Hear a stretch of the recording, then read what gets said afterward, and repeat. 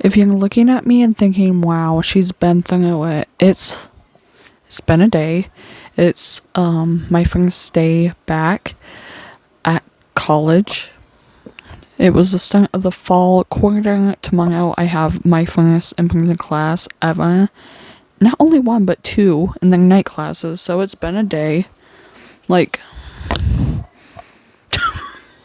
wow. It's been a day. With that being said, I wanted to get this out. Well, I wanted to get this filmed and then get it out on time. So we are doing the story of Carlee and Russell. I've covered this before on my channel, and it was essentially me talking about it, and then there was COD gameplay in the back. I don't know. I feel like it's been a while, so we might know more about it. I haven't really kept up with it. I love Janettine's crime and psychology videos, and I've never covered one of their videos on my channel, so we're gonna watch this one together in 35 minutes. Yeah, let me set it up and we'll get into it. Also, if you see me over here, I'm just doing something else. It's not that I'm not listening. I'm just busy. I'm a busy woman.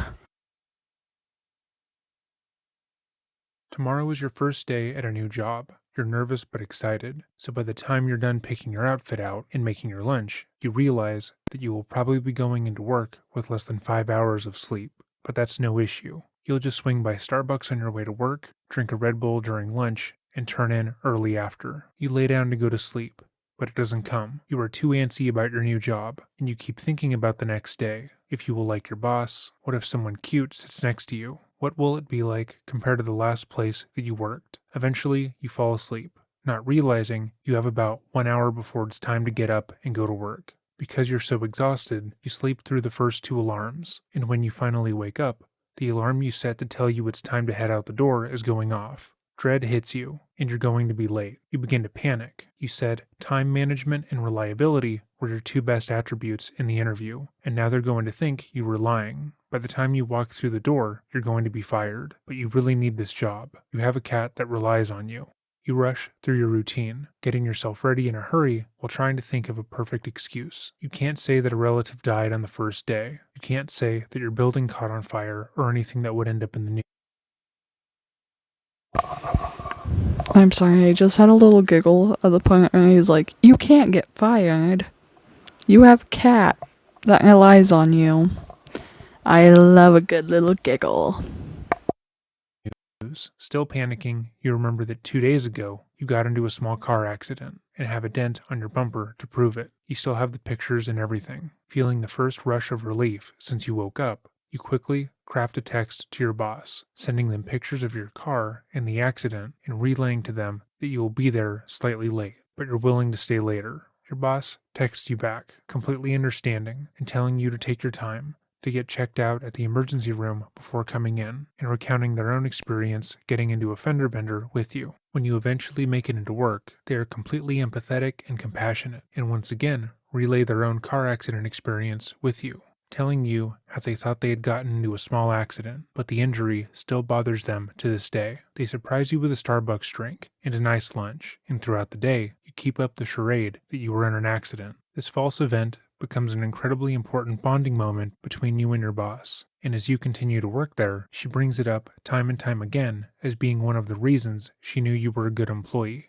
Your willingness to be honest, your straightforwardness on your first day really made her confident she picked the right person. As the years go on, this first lie gets bigger and becomes more than you thought it would ever be. One morning, you came in complaining about a kink in your neck, one you got from sleeping in a strange position, and so your boss drove you to the emergency room because she wanted to make sure you weren't injured from the accident. You realize that your friendship with your boss and some of your coworkers were built on a falsehood, and that telling them that you did lie might actually hurt them. As the lie continues to get bigger and bigger, you get more and more overwhelmed by it, trying to figure out how to let it go and move on. But it keeps showing up in your life in different ways. Of course, this is a relatively benign way a lie can grow, but unfortunately, that is not true in today's case. Welcome back to another episode of Dreading, or if this is your first time here, welcome. Today, we will be covering the case of Carlee Russell, a woman whose disappearance went viral this past month. I had been asked to cover this case repeatedly since Carlee went missing, with varying degrees of urgency, but now that the case has come to an abrupt end, I feel like I can put together an accurate assessment of what occurred in this case.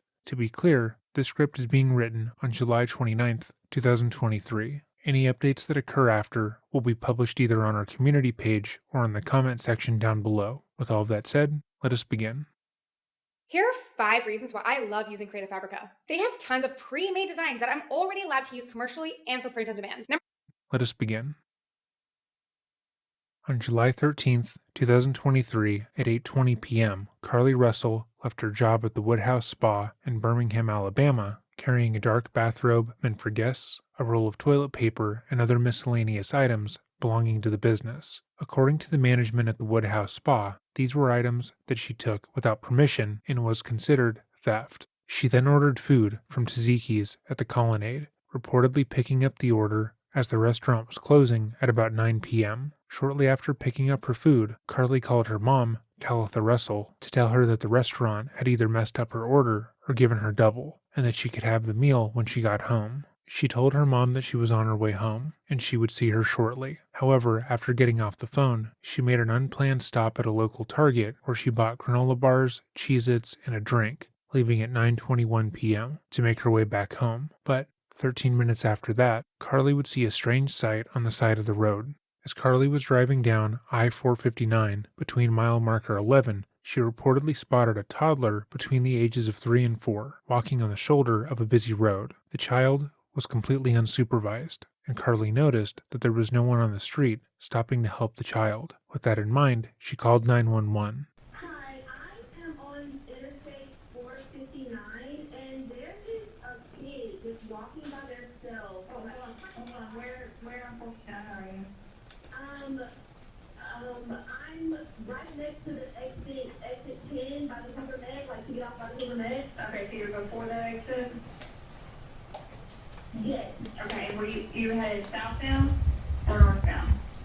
Like towards Tuscaloosa or towards 280? Towards Tuscaloosa. Okay. And was the child on the left or right side? On the right side. Were they walking northbound or southbound? They're walking towards Tuscaloosa. Walking southbound? Or how old do they look? Like a toddler, like maybe like 3 or 4. Did you pull over with them or are you still with them? Yes. Okay, are you with the child right now? No, I'm not. I didn't get out of the car. I can see them though. Do you mind staying and keeping an eye on them until we get there? Yeah, sure, yeah. Okay, what kind of car are you in? I'm in a red Mercedes-Benz. Is it a sedan or SUV? SUV. I mean, it's a sedan. Sorry. Can you put your hazards on for me? Yeah, they're on.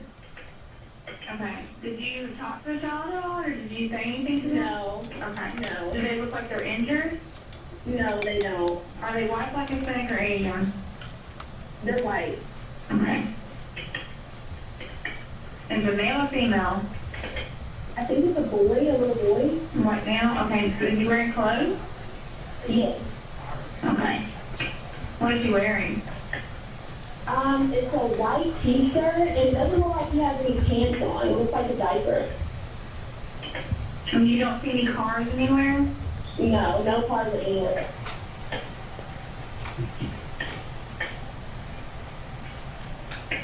Okay. All right. What's your name? My name is Carlee Russell.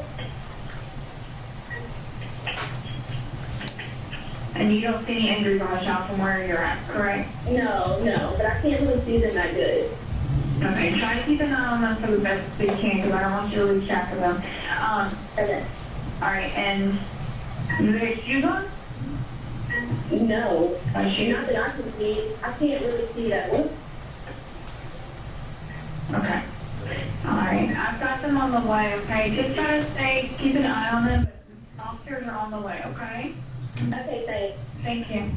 She called her brother's girlfriend 2 minutes later and told her about what she had stumbled upon. According to her brother's girlfriend, she told Carlee not to get out of the car, as she had seen true crime documentaries where people use children as bait for kidnappings. After talking for a couple of minutes, Carlee told her that she had to call the police for a second time and put her on hold, but when she came back to the line, she was seemingly outside of the car and trying to talk to the child. The girlfriend heard Carlee call out to the child and ask if they were all right, but she couldn't hear a response. However, only a moment or two later, she heard the boyfriend's sister scream in terror before silence. Carlee hadn't hung up the call, but it was clear that she was gone. Police responded to the 911 call as quickly as they were able, but when they arrived on the scene, they found Carlee's car with the hazard lights engaged on the side of the interstate, but with no sign of Carlee. The food she had picked up from Tzatziki's was still inside, but the robe, roll of toilet paper, and the items she had picked up from Target were no longer in the vehicle. As they continued to search the scene, they found Carlee's wig, cell phone, and purse nearby, strewn about like there had been a struggle. Carlee's family also responded to the scene, immediately fearing that something had happened to her. They went over everything that Carlee had told them prior to her disappearance, and the girlfriend was quick to tell the police what she heard when Carlee spoke to her. Notably, the police were able to find tracks near Carlee's car that made it seem like another car had been present, but the tire impressions weren't deep enough to get an impression. The Hoover police immediately jumped into action, putting out a statewide lookout bulletin for a possible abduction. Due to the strange circumstances around the case, being that there might be a person in the area using a child to help facilitate abductions, they heavily publicized the case, making sure that Carlee's disappearance was on every local news station. They pored over their records to see if there were any missing children in the area to fit the description that Carlee had given, but they found that there were none. Even still, they heavily publicized the case and mobilized quickly, wanting to get as much attention on it as possible. Carlee's family spoke to reporters, as well as helped in searches and pled for the public to help them find their daughter.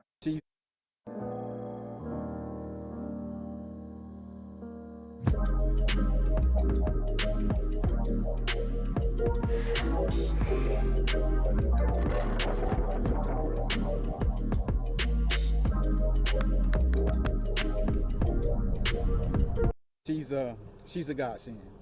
Bubbly personality, loving heart, giving, just joyful in nature. She's a fighter too. She's joyful and she's laid back, but if it's a chance for her to put up a fight to try to save her life, she's gonna do everything she can to put up a fight. And I was telling my husband and I were talking today. She was just so happy, or yesterday she was just so happy all the way up until I talked to her at 9:19. She was just so happy, and anybody that knows our daughter knows she loves food. And the fact that she was willing to give me her meal because they left her meal off meant a lot to me. And when she got home, I was gonna give her a big hug and tell her thank you, because I know you love your food.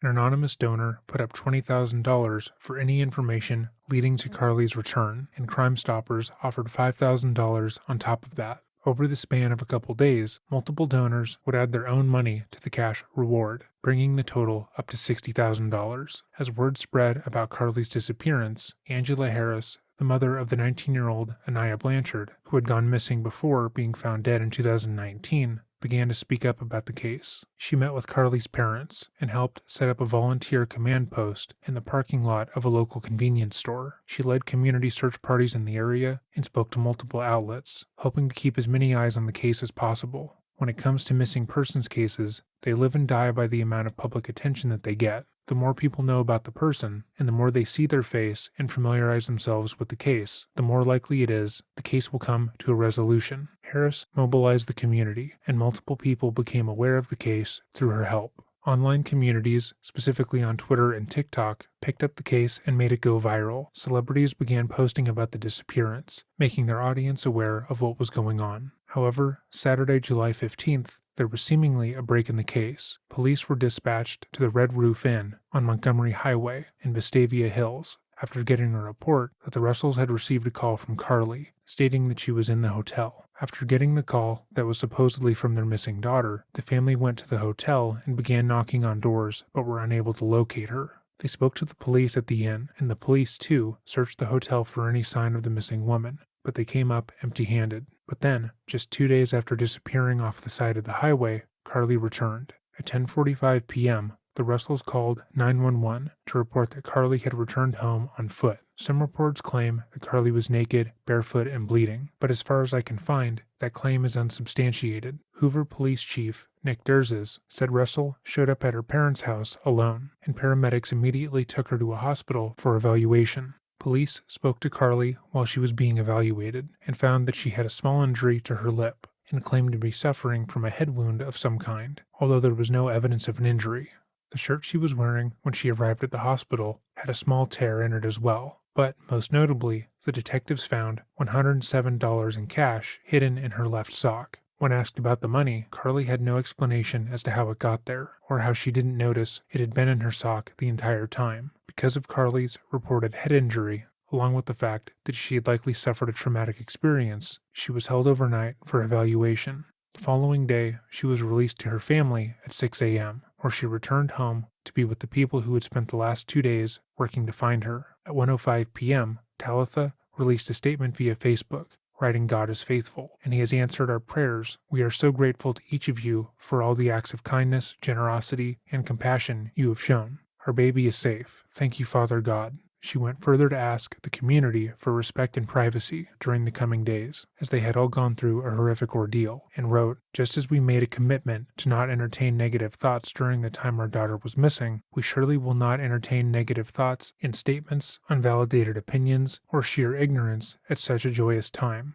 The Hoover Police Chief put out a statement that day, saying, "We deal in facts. As far as I'm concerned, it's our obligation as police to put it all together. The goal now is to find out what happened in the 48 or 49 hours after she disappeared a mile from her house, and then ended up back at the house to fill in the gaps. We don't have to move quickly. Our priority was to get her home, and she's home. We'll investigate and do what we have to do." Carlee's return home was widely celebrated, with multiple people who had posted about her disappearance posting about the update. But as more time passed, the public began to feel as if something was deeply amiss with the situation. How was she kidnapped off the side of the interstate without anyone seeing her? How had she been the only one to see a toddler on the side of the road and report him? And why did the police chief emphasize that they don't have to move quickly? Certainly, if someone was out abducting young women from the side of the road and holding them hostage for a number of days, the police would make that case a priority, and wouldn't a person using a child as bait to kidnap adult women be taken a bit more seriously? Why wasn't the FBI involved,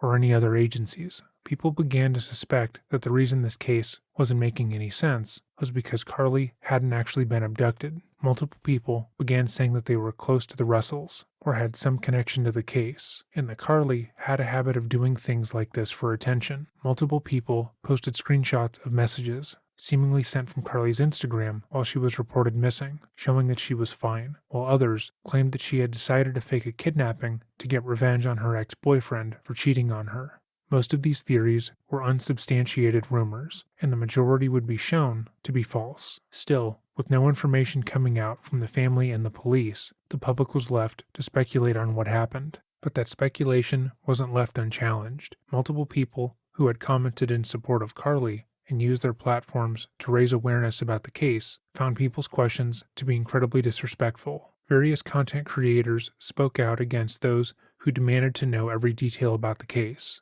and were stating that Carlee's return made no sense, claiming that they were victimizing the young woman after an already traumatic event. They urged people to give her grace and kindness in the coming days. However, the very next day, July 17th, the Hoover police would once again make another public statement and led to more public speculation. Lieutenant Keith Chicleba of the Hoover Police Department would talk to multiple outlets and go over how the detectives involved with the case had spent the past day confirming aspects of Carlee's story, and found that there was no evidence of her being followed after she left her job at the Woodhouse Spa. They then were able to obtain traffic camera footage that showed Carlee's car on her way home from work, before she had called the police about the child, and there were many troubling aspects of the footage. In the footage, Carlee's car was seen slowly going down the interstate for a significant period of time, with her hazards flashing, before ultimately pulling over to the side of the road. However, no toddler is seen in the footage. Secondly, Carlee's phone call with the police, as well as with her brother's girlfriend, put her with the child. But as she turned her hazards on the moment she saw the toddler on the side of the road, then that child would have had to be running near her car for a few hundred feet before she ultimately pulled over.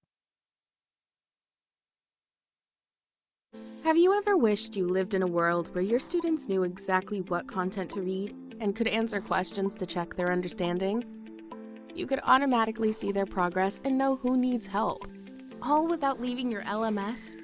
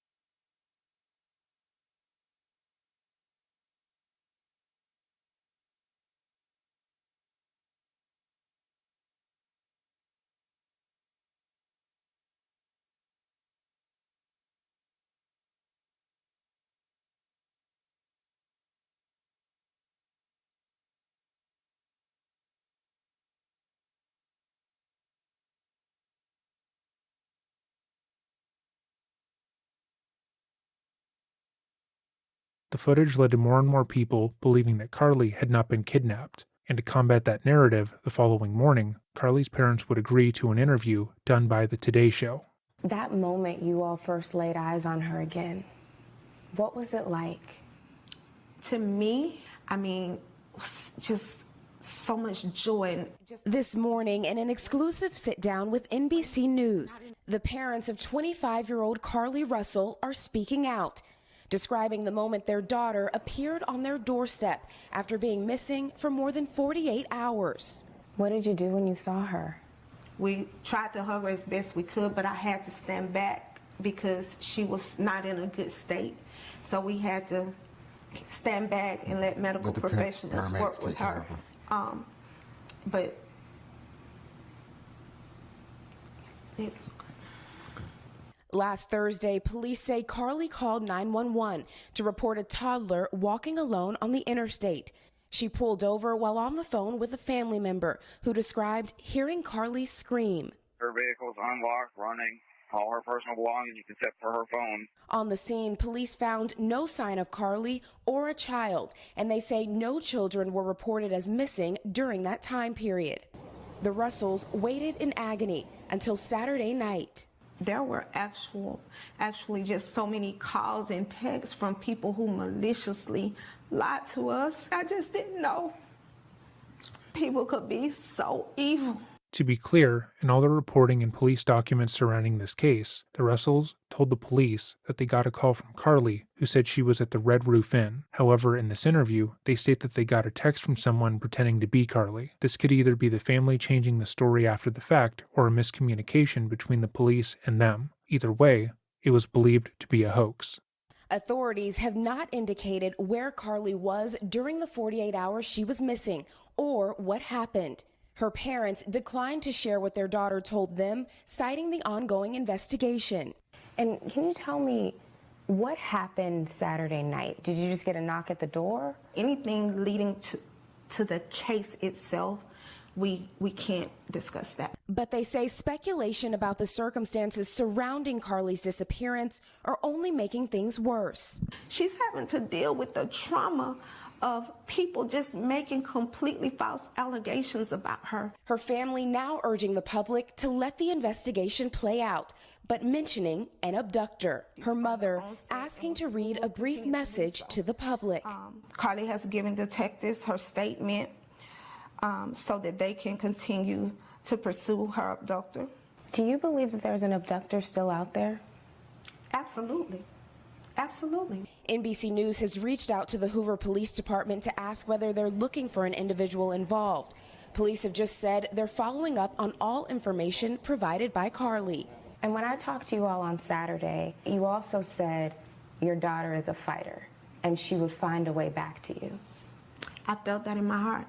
Is that what happened? She did. She found her way back to us. However, we can't discuss the details of that. But they say one thing is clear. Do you believe she was fighting for her life? Oh, she definitely fought for her life. There were moments when she physically had to fight for her life, and there were moments when she had to mentally fight for her life. But she made it back to you. She made it back. Yeah, she did make it back. All right. It was clear that her family and her boyfriend believed her story, but it seemed as if they were the only ones. Just a day after, the police would hold another press conference, and this one would be even worse for Carlee. At this press conference, the police chief stated, quote, "Due to the public interest, and in some cases public fear, that this story has created, we owe it to our citizens to tell them the facts that we have uncovered at this point." They went further to state that though they had further questions for Carlee, she had not made herself available to speak to them since her initial interview, where she recounted what happened to her. Thank everyone for being here today. Besides me stands the team who played a significant role in this investigation. I want to thank our department, members of surrounding local law enforcement agencies, the FBI, Secret Service, United States Marshals, and ALEA for their assistance in this case. We said from the evening of July 13th, our focus would be the safe return of Carlee Russell. That occurred on Saturday, July 15th, approximately 49 hours after she called 911 and disappeared. From that point, our focus has been to determine Carlee's whereabouts during that time and what exactly took place. Let me say up front, this investigation is not over. We're still working this case, and we'll be working this case until we uncover every piece of evidence that helps us account for the 49 hours that Carlee Russell was missing. However, through the public interest, and in some cases, public fear that this story has generated, we owe it to our citizens to tell them the facts that we have uncovered. So I will give you the facts that we know today. On July 13th, at approximately 8:20 p.m., Carlee left work from a business at the Summit. Surveillance video from her place of employment shows Carlee concealed a dark-colored bathrobe, a roll of toilet paper, and other items belonging to the business prior to her departure. She ordered food from Tzatziki's at the Colonnade and traveled there. She then traveled to Target on 280, where she purchased some granola bars and Cheez-Its. From there, she remained in the parking lot at that shopping center until 9:21 p.m., when she drove to I-459. Carlee communicated on her cell phone with individuals known to her while on her path of travel up to the point of calling 911 at 9:34 p.m. Carlee called a relative after speaking with the 911 operator. She went missing during that conversation sometime after 9:36 p.m. Traffic camera footage was obtained which depicted this portion of the incident, and that footage was analyzed as part of the investigation in conjunction with the 911 call and cell phone data to accurately determine the time frame. Carlee's 911 call remains the only report of a child on the interstate, despite numerous vehicles passing through the area at that time. No one has called to report that a child is missing, and the Hoover Police Department did not locate any evidence of a small child walking down the interstate. Data from Carlee's phone, including her Life 360 app, shows that she traveled approximately 600 yards in her vehicle while she was on the phone with 911, stating that she was following a child. 600 yards. That is 6 football fields straight. 600 yards. The Hoover 911 Center received a second call from Carlee's mother, stating that a relative was on the phone with her when they heard Carlee scream, and then they had an open phone line. Hoover police officers arrived on the scene within 5 minutes of being dispatched, and several other officers arrived shortly. They located Carlee's wig and cell phone in the grass near the vehicle. Her purse was located in the front seat of her vehicle with her Apple Watch in the purse. The food she ordered for Tzatziki's was also in the car. The items she purchased from Target, as well as the items taken from her place of employment, were not in the vehicle, nor were they located anywhere around the scene. Hoover Police deployed all available assets from the point in the search for Carlee. Additional resources were called in to include our own drone unit, crime scene investigators. Numerous detectives responded to the scene. Throughout the day Friday, officers from surrounding local and federal agencies assisted Hoover Police in the search for Carlee Russell. Officers returned to the scene on 459 to conduct a thorough line search for evidence. K-9 teams from the Jefferson County Sheriff's Department responded to check for any sign of Carlee, the child that she claimed to see, and anything else that could be considered evidence in this case. Those searches all turned up empty. Private citizens, including search parties organized by her family, friends, began looking everywhere that they could to find any trace. These searches took place throughout the day Friday and again on Saturday, yielding nothing. At 10:44 p.m. on July 15th, the Hoover 911 center receives a call from Carlee's residence stating that she returned home on foot. In subsequent investigations, detectives obtained surveillance footage of Carlee walking down the sidewalk alone prior to arrival at her residence.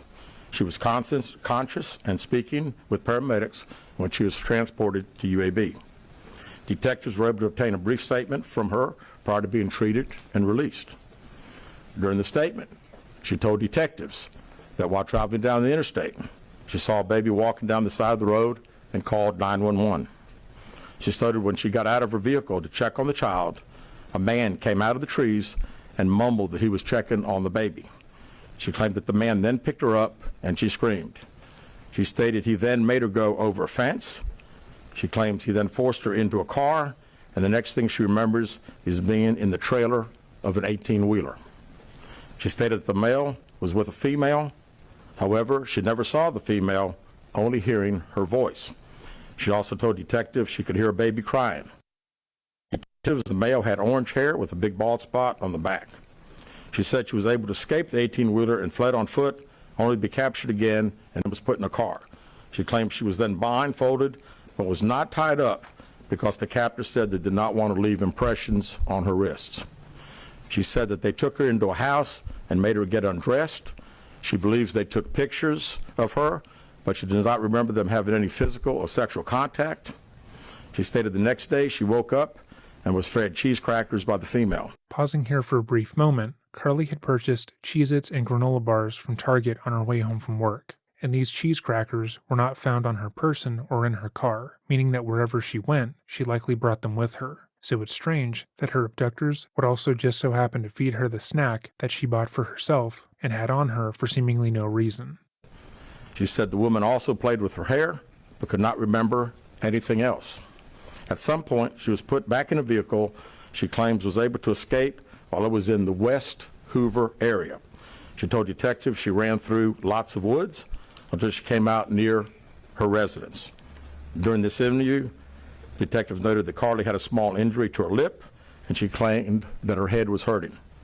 She also had a tear on her shirt. Detectives also noted that she had $107 cash in her right sock.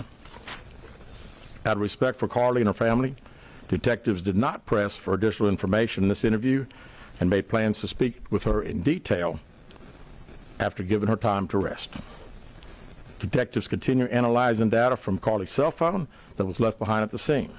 We enlisted the help of the United States Secret Service in conducting this analysis.